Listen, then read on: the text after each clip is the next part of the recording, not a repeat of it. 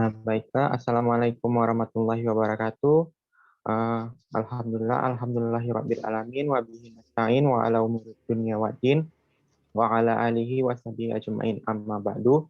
Yang pertama-tama marilah kita ucapkan rasa puji dan syukur kita kepada Allah Subhanahu wa taala yang masih memberikan kita kesehatan hingga kita masih dapat mengikuti perkuliahan kita di pagi hari ini.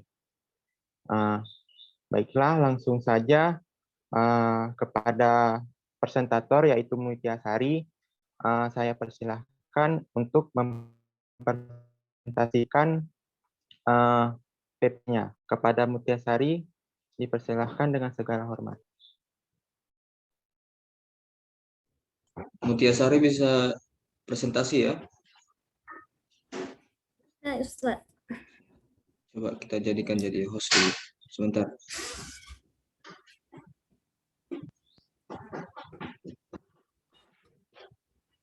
Sudah bisa men-share apanya? Presentasinya bisa di-share? Ya, share screen ya. Ya, Ustaz.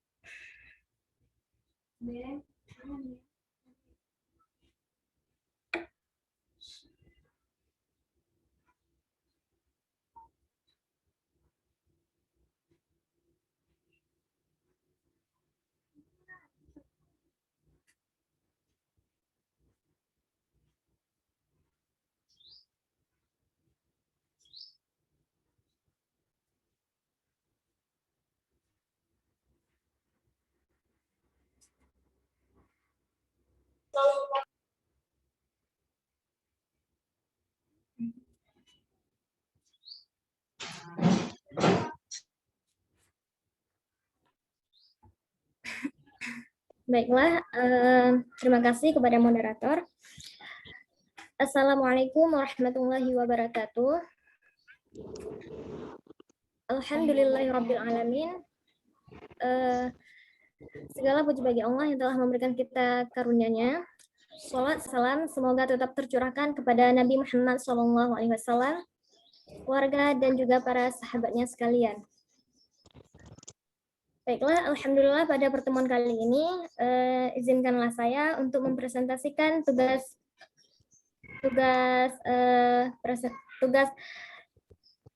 PowerPoint saya dengan judulnya yaitu Sejarah Kemunculan dan Perkembangan Takhrij.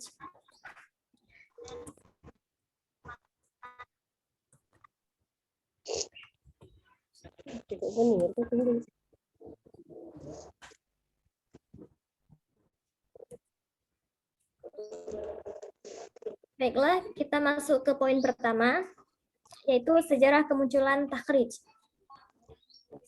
Ilmu takhrij mulai berkembang pada abad ke-4 dan ke-5 Hijriah, ditandai dengan banyaknya perhatian terhadap hadis. Menurut Dr. Muhammad At-Tahan, di saat para ulama dan peneliti hadis terdahulu mempunyai pengetahuan yang baik dan luas, serta hubungan yang kuat terhadap sumber hadis. Mereka tidak membutuhkan buku-buku takhrij, sebab dengan pengetahuan yang luas serta hubungan yang kuat tersebut, mereka membuktikan kesahihan sebuah hadis, menjelaskan kitab-kitab yang menjadi sumber-sumbernya, bahkan mereka mengetahui metode dan cara penyusunan kitab-kitab sumber tersebut. Kemudian, kegiatan mentakhrij hadis ini muncul seiring dengan berkembangnya karya-karya ulama di bidang fikih, tafsir, dan juga sejarah, di mana para ulama tersebut terkadang tidak menyebutkan sumber dari hadis-hadis yang mereka nukilkan. Kemudian hal inilah yang mendorong para ahli hadis melakukan takhrij terhadap hadis-hadis yang terdapat dalam karya-karya ulama tersebut. Mereka menjelaskan serta menunjukkan sumber asli dari hadis-hadis tersebut, menjelaskan metodenya, dan menjelaskan kualitas hadis-hadis tersebut sesuai dengan statusnya. Dari kegiatan tersebut lahirlah kitab-kitab takhrij. Kemudian kita beralih kepada perkembangan tahrij sampai saat ini. Metode atau cara-cara yang ditempuh oleh para ulama yang telah berpengalaman dalam mentahrij hadis, baik dari kitab-kitab fikih, tafsir, maupun sejarah, akhirnya ditransmisikan kepada generasi ke generasi secara lisan. Karena ilmu tersebut tidak dibukukan, maka lama-kelamaan dirasakan kebutuhan yang sangat untuk menuangkannya dalam bentuk buku. Akhirnya, pada abad ke-20, tampillah para ahli yang mencoba menuangkan ilmu takhrij yang diwariskan secara lisan tersebut di dalam bentuk buku. Di antara hasil karya cemerlang tersebut, lahirlah yaitu Usul al-Takhrij wa Dirasatul al-Asanid karya Dr. Mahmud At-Tahan dan Turuqu Takhrij al-Hadithi Rasulullah SAW karya Abdul Al-Mahdi yang diterjemahkan ke dalam bahasa Indonesia oleh Dr. Said Aqil Munawar dan Ahmad Rifqi Mukhtar menjadi metode takhrij hadis. Dari Indonesia sendiri, pakar yang punya karya dalam bidang ilmu takhrij ini ialah Dr. Syuhudi Ismail dengan bukunya yaitu Cara Praktis Mencari Hadis. Kemudian kita beralih kepada kitab pada masa dulu takhrij. Kitab takhrij muncul pertama kali adalah karangan Al-Khatib Al-Baghdadi, wafat 463 Hijriah. Namun yang paling terkenal adalah kitab takhrij dari Al-Fawaid Al-Muntaqabah Al-Sihah wa Al-Turaid, karangan Syarif Abi Al-Qasim Al-Husaini. Takhrij Al-Fawaid Al-Muntaqabah Al-Sihah wa Al-Gharaib, karangan Syarif Abi Al-Qasim Al-Mahrawani, dan Takhrij Al-Hadith Al-Muhazzab, karangan Muhammad ibnu Musa Al-Hazimi Al-Syafi'i, wafat 584 Hijriah. Kemudian ada kitab Al-Muhazzab sendiri, adalah kitab fikih mazhab Syafi'i yang disusun oleh Ibnu Ishaq Al-Shirazi. Kemudian tentang gambaran masa depan ilmu takhrij hadis. Berbicara akan masa depan ilmu takhrij hadis, tentunya ilmu ini ke depannya akan tetap sangat penting untuk digunakan oleh orang yang haus dalam mempelajari hadis, atau kata lain yaitu muhaddisin sendiri. Dikarenakan untuk melacak bagaimana sanad dan matan hadis di dalam kitab sumber, yang hadisnya itu mungkin memiliki lebih dari satu sanad. Dan juga di masa sekarang ini saja banyak hadis yang beredar di masyarakat yang tidak dijelaskan akan kualitas hadis yang dicantumkannya itu. Maka oleh daripada itu, gambaran akan masa depan ilmu takhrij hadis ini akan tetap digunakan oleh para ahli peneliti hadis tentunya.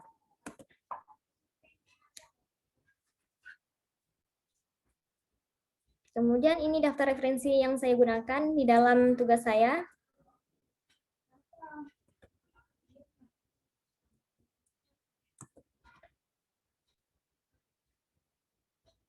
Baiklah, mungkin barangkali inilah yang dapat saya sampaikan di hadapan teman-teman.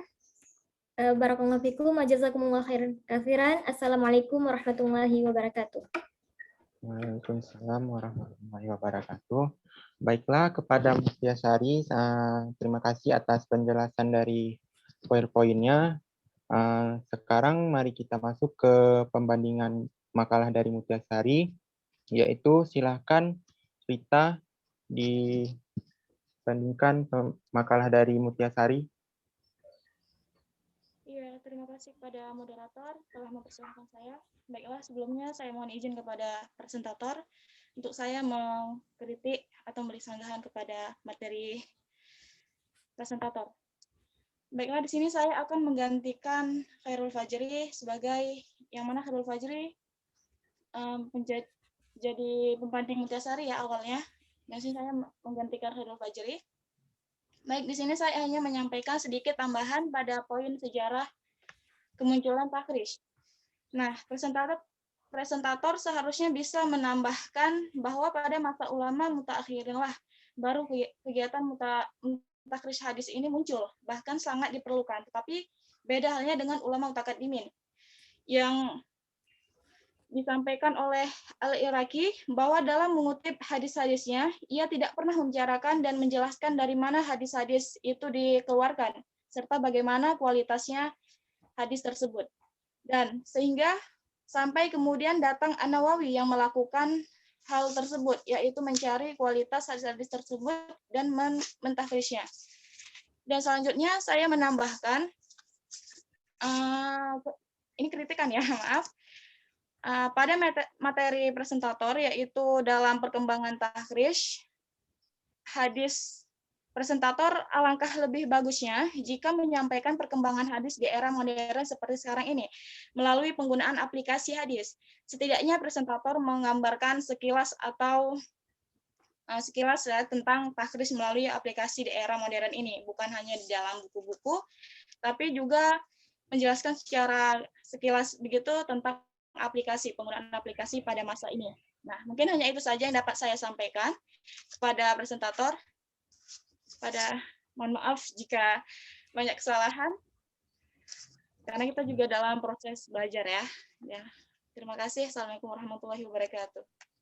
Waalaikumsalam warahmatullahi wabarakatuh. Baiklah, terima kasih kepada Rita atas saran dan kritiknya untuk Mutyasari. Dari Mutyasari, apakah ada yang ingin ditanggapi dari saran dan kritik Rita tadi sebelum kita masuk ke sesi tanya jawab dari teman-teman? Baiklah, terima kasih.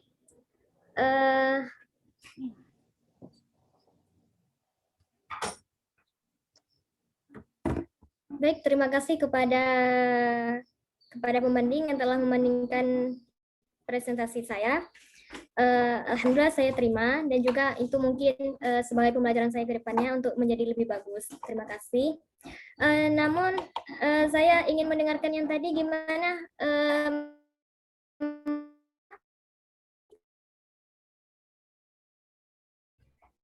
bagaimana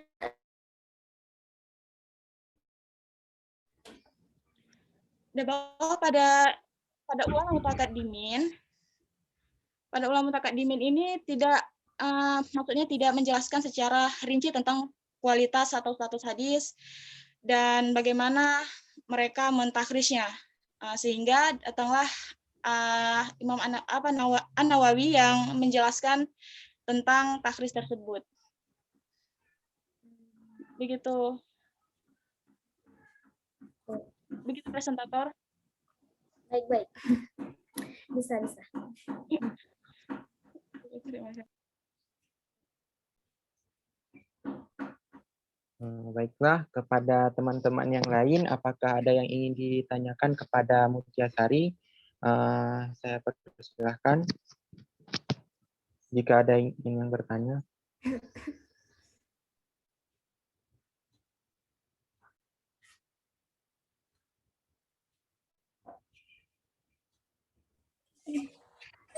Assalamualaikum warahmatullahi wabarakatuh. Waalaikumsalam warahmatullahi wabarakatuh. Izin bertanya kepada presentator. Saya Alvina Mutiarani ingin bertanya, bagaimana faktor pendurung munculnya tahrish hadis menurut presentator? Sekian. Wassalamualaikum warahmatullahi wabarakatuh. Waalaikumsalam warahmatullahi wabarakatuh.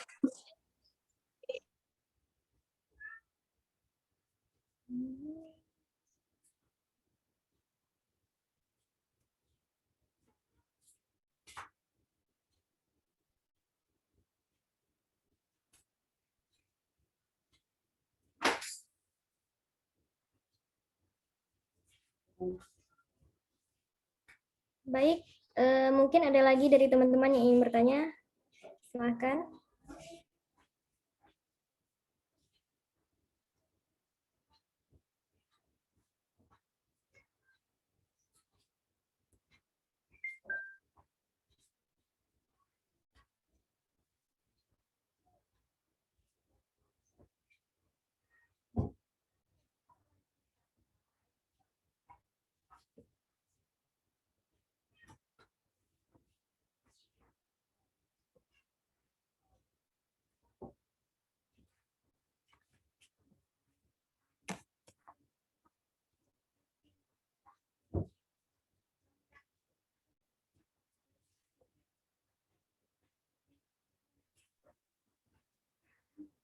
Baik, jika ada dari teman-teman yang ingin bertanya sebelum Mutiasari menjawab pertanyaan dari Alvina, dipersilahkan.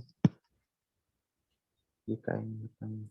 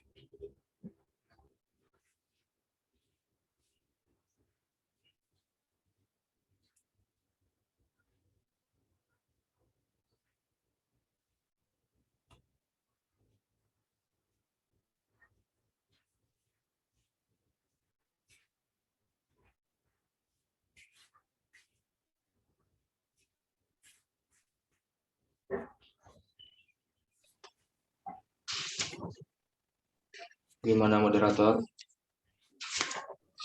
Sepertinya tidak ada lagi yang bertanya, Ustadz. Jika sudah ada jawabannya, mungkin Mutiasari silahkan dijawab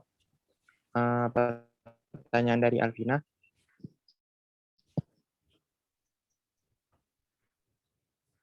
Baik, Assalamualaikum warahmatullahi wabarakatuh. Waalaikumsalam. Terima kasih kepada Saudari Mutiarani bertanya suatu soal. Bahwasanya pertanyaannya bagaimanakah faktor pendorong munculnya ilmu takhrij hadis? Lebih kurang begitu. Baiklah, jawabannya yaitu pada abad-abad awal perkembangan ilmu dalam Islam, termasuk ilmu hadis, yang apa sekarang dikatakan yaitu ilmu usul al-takhrij, belum diperlukan. Dikatakan oleh Mahmud Tahan bahwa para peminat hadis pada saat itu dengan mudah merujuk kepada kitab-kitab asli karena kontak mereka dengan kitab-kitab tersebut sangat kuat.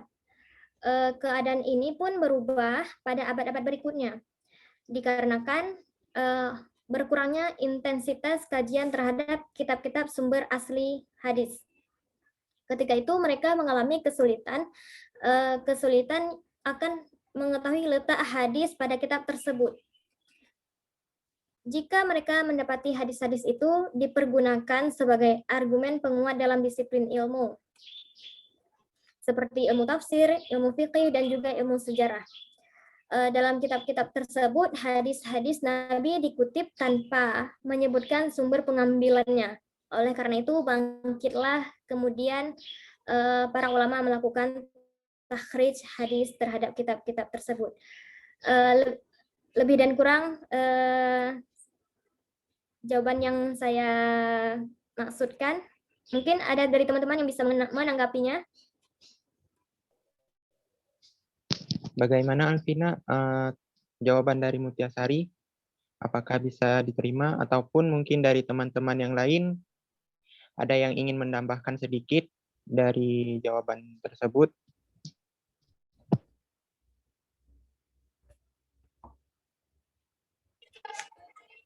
Baik, terima kasih Mutia atas jawabannya. Bisa diterima. Ada yang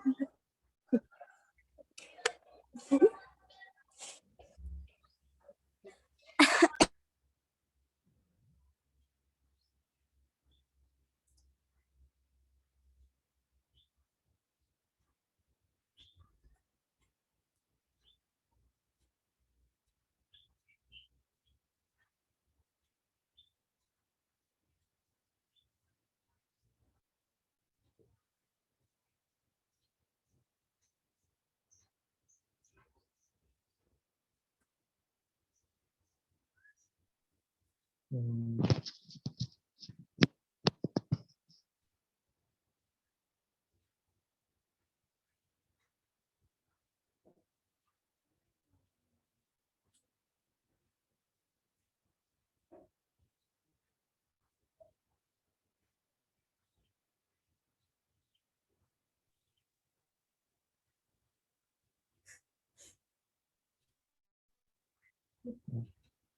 Baiklah, kepada teman-teman, apakah ada yang ingin bertanya lagi?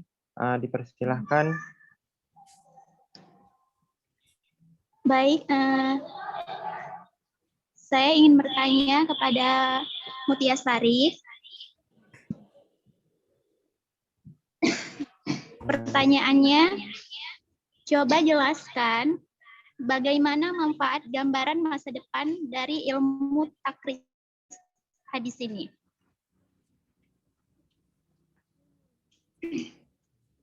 Ya, baik, Mutiasari, itu dia pertanyaan dari Ayu. Mungkin Diulang dari Ayu Nire pertanyaannya. Coba jelaskan bagaimana manfaat gambaran masa depan dari ilmu takris hadis ini. mohon maaf, Ayu, silakan dihidupkan videonya. Videonya.